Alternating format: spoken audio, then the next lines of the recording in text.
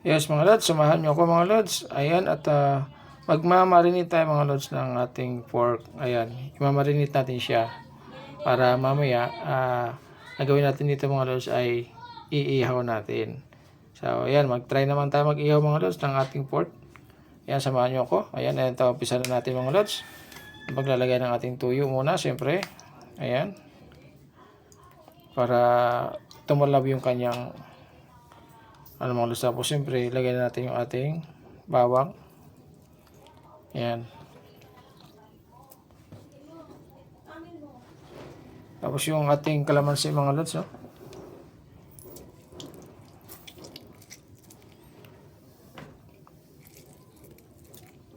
Ano naman tayo mga lods, mag-ihaw tayo ng pork. Pero siyempre, bago natin ihaw yung mga lods, i-marinate muna natin siya para malinamnam, no mga lods, para masarap yung kain natin mamaya. Ito ay para sa tanghalian natin mga lods, no? Tamang-tama lang ito bago natin ito lulutuin, iihaw. Nakamarinate na siya mga lods, no? Siguro mga 2 oras. Yan, okay na yan. Sapat na yung mga lods para tumalab na yung kanyang tinimpla natin.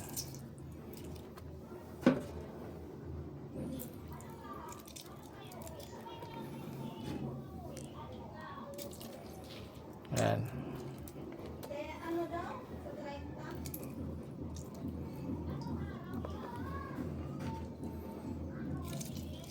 Okay. At may iba pa pang lods, no? Lagay naman natin yung oyster natin mga lods.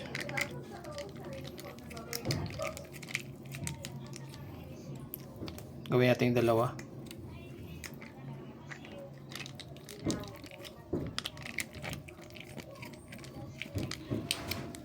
Okay.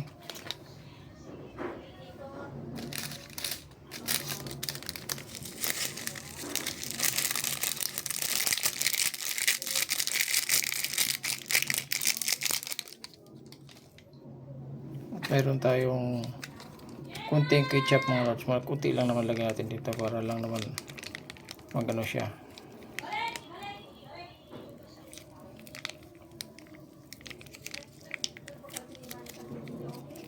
Okay lang yan para kunting lasa lang mga lods, no?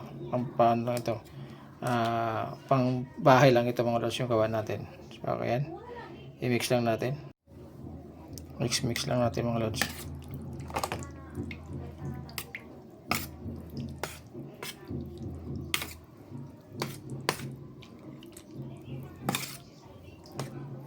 Tapos takpan lang natin siya. Tapos natin ma-mix ito.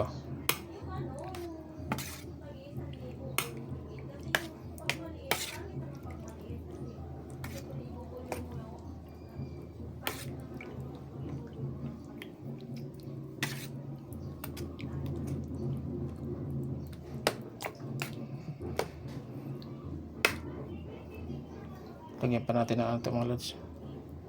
Lagyan pa natin ng paminta.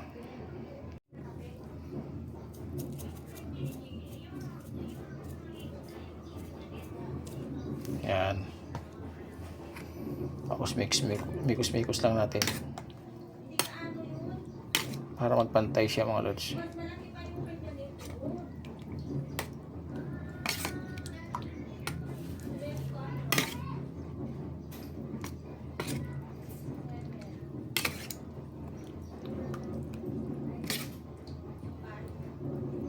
Balutan natin ito ng mga lods, yung plastic na talagang swak lang sa kanya mga lods, no? Na hindi siya makasingaw.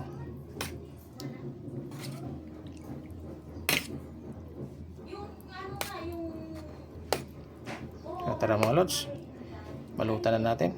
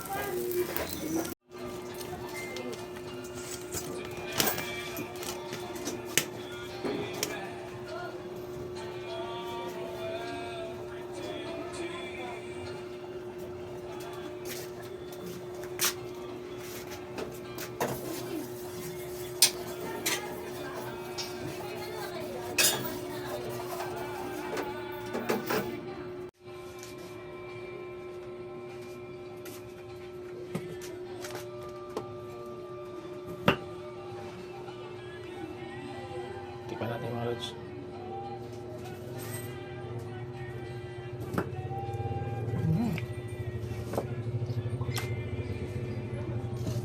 Yummy. Ayan, thank you very much mga lods. Thank you for watching. Bye-bye. Pansamantala.